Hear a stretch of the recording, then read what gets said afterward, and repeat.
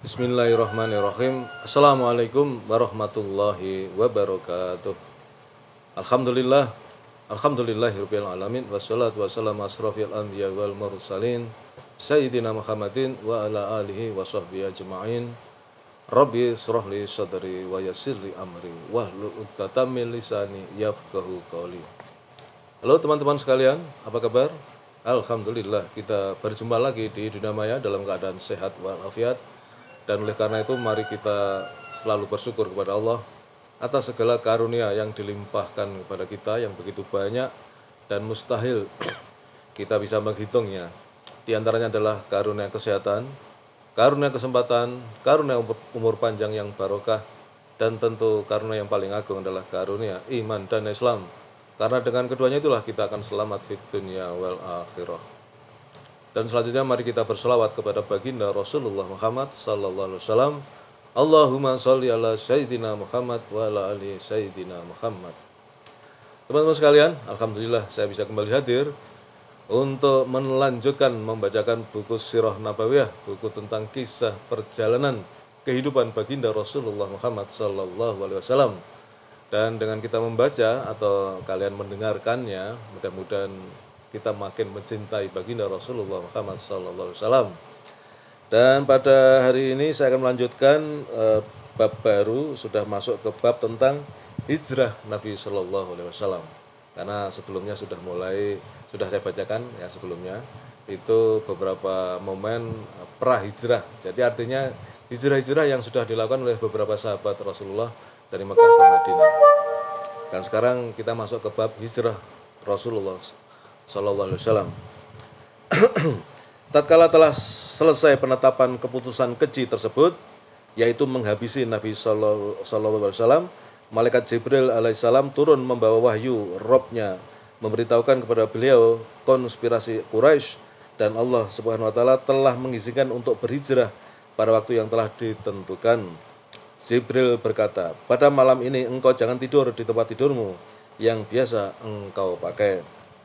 Nabi SAW pergi ke rumah Abu Bakar radhiyallahu anhu untuk menyepakati tahapan-tahapan hijrah. Aisyah radhiyallahu anha berkata, ketika kami sedang duduk-duduk di rumah Abu Bakar di suatu siang yang terik, tiba-tiba ada seseorang berkata kepada Abu Bakar, ini Rasulullah datang dengan menutup wajahnya dengan kain. Pada waktu yang tidak biasanya beliau datang. Abu Bakar berkata, demi Allah, ayah dan ibuku tebusanmu. Tidaklah beliau datang saat ini kecuali pasti ada urusan penting. Aisyah radhiyallahu anha melanjutkan, Rasulullah datang lalu meminta izin masuk. Setelah diizinkan, beliau pun masuk dan berkata kepada Abu Bakar, suruhlah keluar orang-orang. Abu Bakar menjawab, ayahku menjadi tebusanmu, tidak ada siapa-siapa, semua ini hanya keluargamu juga. Rasulullah SAW berkata, sesungguhnya aku telah diberikan izin untuk keluar berhijrah. Abu Bakar berkata, ayahku menjadi tebusanmu, aku menemanimu, wahai Rasulullah. Beliau menjawab, ya benar. Setelah menetapkan jalur hijrah, beliau SAW kembali ke rumahnya menunggu datangnya malam hari. Pengepungan rumah Rasulullah SAW. Adapun para pembesar penjahat Quraisy menghabiskan waktu siang mereka untuk melakukan persiapan, melaksanakan rencana yang telah disusun, yang telah mereka ditetapkan di Dar an-Nadwah pagi tadi. Guna melaksanakan rencana tersebut, dipilihlah 11 orang tokoh dari para pemuka Quraisy, yaitu 1. Abu Jahal bin Hisham, 2. Al-Hakam bin Abil Ash, 3. Uqbah bin Abi Mu'id, 4. An-Nadar bin Harits, 5. Umayyah bin Khalaf, 6. Zam'ah bin Aswad, 7.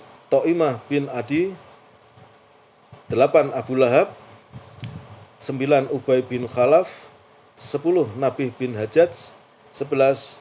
Munabbih bin Hajjaj saudaranya.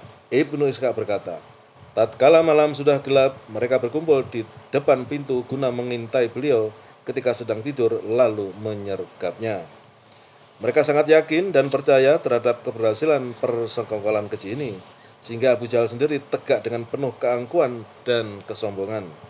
Dia berkata kepada rekan-rekannya yang melakukan pengepungan dengan nada menghina dan merendahkan, sesungguhnya Muhammad menyangka bahwa sungguh kalian jika mengikutinya dalam urusannya, kalian akan menjadi penguasa Arab dan non-Arab.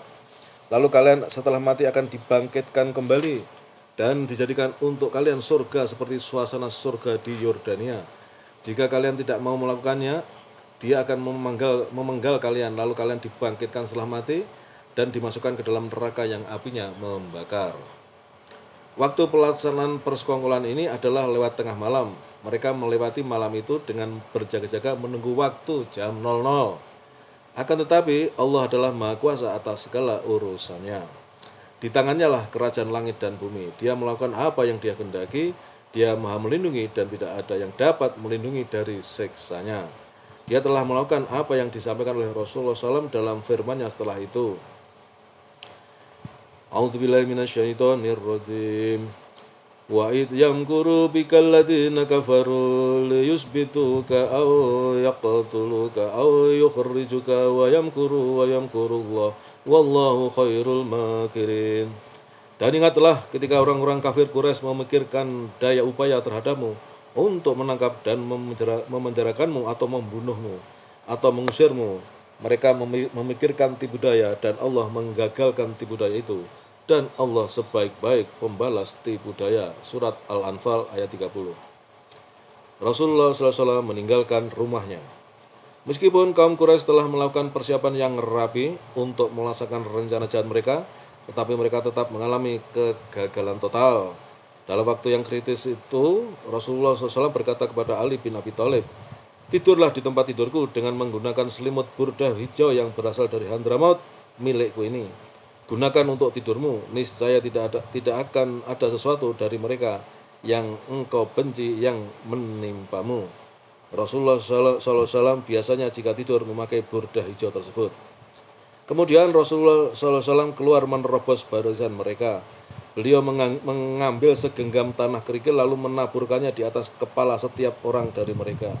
Sungguh Allah telah menahan penglihatan mereka dari beliau sehingga mereka tidak melihatnya.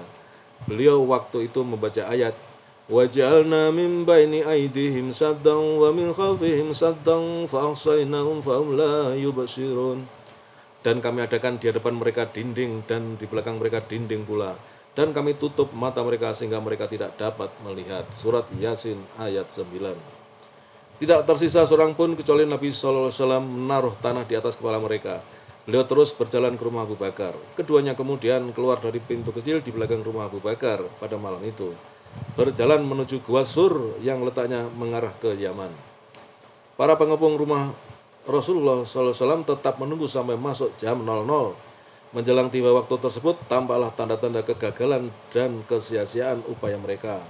Seorang laki-laki yang tidak ikut dalam pengepungan tersebut datang dan melihat mereka sedang berada di pintu rumah beliau Sallallahu Alaihi Wasallam. Lalu dia menanya mereka, "Apa yang kalian tunggu?" Mereka menjawab, "Muhammad." Dia berkata, "Sungguh telah sia-sia dan merugi kalian. Demi Allah, dia telah melewati kalian dan menaruh kerikil di atas kepala kalian, lalu pergi untuk menyelesaikan urusannya." "Kami tidak melihatnya," kata mereka sambil mengibaskan kerikil dari kepalanya masing-masing. Akan tetapi, mereka penasaran lalu mengintip melalui celah-celah pintu dan melihat Ali. Mereka berkata, "Demi Allah, itu pasti Muhammad yang sedang tidur dan masih memakai burdahnya." Akhirnya mereka tetap di sana hingga waktu pagi menjelang. Kemudian Ali bangun dari tempat tidur. Melihat hal ini mereka segera menangkap Ali lalu menanyanya tentang Rasulullah SAW. Ali menjawab, "Aku tidak mengetahui tentangnya." Perjalanan dari rumah menuju gua. Rasulullah SAW meninggalkan rumahnya pada malam hari tanggal 27 bulan Safar tahun 14 kenabian bertepatan dengan tanggal 12 atau 13 September 622 Masehi. Beliau mendatangi rumah Abu Bakar radhiyallahu anhu, sahabat karibnya, dan dia adalah orang yang paling beliau percaya untuk menemaninya dalam perjalanan dan untuk menjaga hartanya. Kemudian keduanya meninggalkan rumah Abu Bakar melalui pintu belakang dan bergegas meninggalkan Mekah secepatnya sebelum fajar menyingsing. Beliau sudah mengetahui bahwa orang-orang Quraisy pasti berupaya keras mencarinya, dan jalan yang pertama kali akan mereka susuri adalah jalan menuju Madinah yang mengarah ke utara.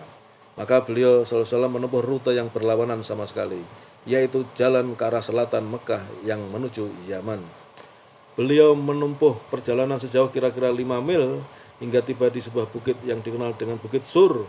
sebuah bukit yang tinggi, jalannya terjal, sulit didaki dan banyak bebatuan.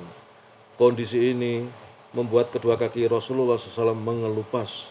Ada yang menyebutkan bahwa ketika beliau berjalan, beliau bertumbuh pada ujung kakinya untuk menyamarkan jejak, sehingga membuat kaki beliau mengelupas. Apapun yang sebenarnya terjadi, yang jelas beliau kemudian harus dipapah untuk bisa sampai ke atas bukit. Abu Bakar memegangi beliau dengan kuat hingga akhirnya tiba di sebuah gua di puncak bukit yang di kemudian hari dikenal oleh sejarah sebagai Gua Sur. Baik teman-teman, sementara sampai di situ dulu ya. Kita sampai di ketika Rasulullah dan Abu Bakar masuk di Gua Sur, di Bukit Sur ya. Jadi besok akan kita lanjutkan ketika mereka berdua di dalam gua ya. Ini supaya tidak terlalu panjang ya.